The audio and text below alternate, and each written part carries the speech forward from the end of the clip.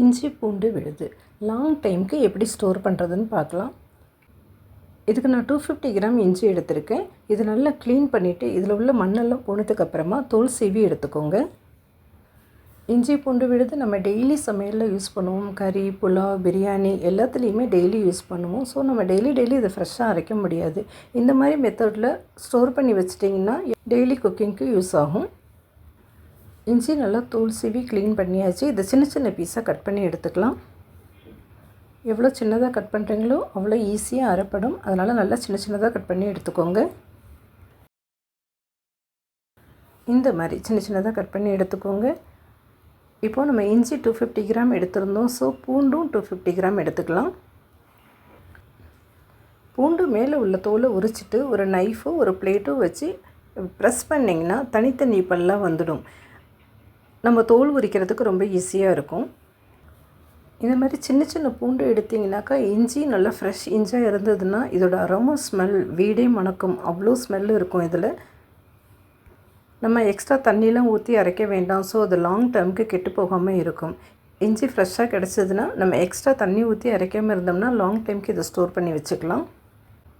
இப்போது 1 கப் பூண்டு 1 கப் இஞ்சி எடுத்துருக்கோம். இதை ஒரு மிக்ஸி ஜாரில் சேர்த்துக்கலாம். இது கூட 1 ஸ்பூன் மஞ்சப்பொடி சேர்த்துக்கோங்க.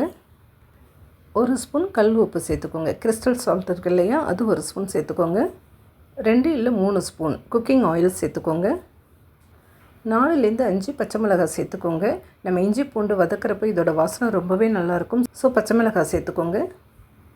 இப்போ இது மூடி நல்லா ஃபைன் பேஸ்ட்டாக அரைச்சி எடுத்துக்கோங்க. தண்ணி சேர்க்க வேண்டாம். ஸோ ஃபைன் பேஸ்ட்டாக அரைச்சி எடுத்துக்கோங்க. தேவைப்பட்டால் 1 ஸ்பூன் தண்ணி சேர்த்துக்கோங்க. இந்த மாதிரி நல்லா ஃபைன் பேஸ்ட்டாக அரைச்சி எடுத்துக்கோங்க.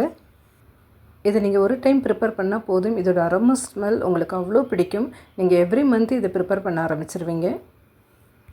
இப்போ இது ஸ்டோர் பண்ணுறதுக்கு இந்த மாதிரி ஒரு பாட்டில் இல்லைன்னா ஏர்டைட் கண்டெய்னர் எடுத்துக்கோங்க. நல்லா வாஷ் பண்ணிவிட்டு வெயிலில் காய வச்சு எடுத்துக்கோங்க. ஈரம் இல்லாமல் பார்த்துக்கோங்க. இதில் நம்ம இஞ்சி பூண்டு பேஸ்ட்டை ஸ்டோர் பண்ணலாம். இஞ்சி பூண்டு பேஸ்ட்டில் இதேமாரி மஞ்சள், எண்ணெய், உப்பு எல்லாம் சேர்த்து அரைக்கிறப்போ ரொம்ப நாளைக்கு கெடாமல் இருக்கும். இது கூட நீங்கள் வினிகர் சேர்த்து அரைச்சிங்கனாக்கா 2-3 மாதம் வரைக்கும் கூட கெடாமல் இருக்கும். ஃப்ரிட்ஜில் வச்சுட்டு யூஸ் பண்ணிக்கோங்க. பாட்டிலில் 3/4 பாகம் இஞ்சி பூண்டு பேஸ்ட்டு வந்ததுக்கப்புறமா இதில் ஒரு 3-4 ஸ்பூன் குக்கிங் ஆயில் சேர்த்துக்கோங்க. மேலே ஃபங்கஸ் படியாமல் இருக்கும். அதனால் ஆயில் சேர்த்துக்கோங்க. அவ்வளோதான், இஞ்சி பூண்டு பேஸ்ட்டு ரெடி ஆகிடுச்சு. இதை நீங்கள் ஃப்ரிட்ஜில் ஸ்டோர் பண்ணிவிட்டு 1 மாதம் வரைக்கும் கெடாமல் இருக்கும். யூஸ் பண்ணிக்கலாம். கடையில் வாங்குறப்போ ப்ரிசர்வேட்டிவ்ஸ் யூஸ் பண்ணுவாங்க. அவ்வளோ நல்லது இல்லை. ஸோ இது மாதிரி நம்ம வீட்லேயே ப்ரிப்பேர் பண்ணி யூஸ் பண்ணிக்கலாம். நீங்களும் ட்ரை பண்ணி பாருங்கள். வீடியோ பிடிச்சிருந்ததுன்னா லைக் பண்ணிவிட்டு சப்ஸ்கிரைப் பண்ணிக்கோங்க. நெக்ஸ்ட் வீடியோவில் பார்க்கலாம். பாய்.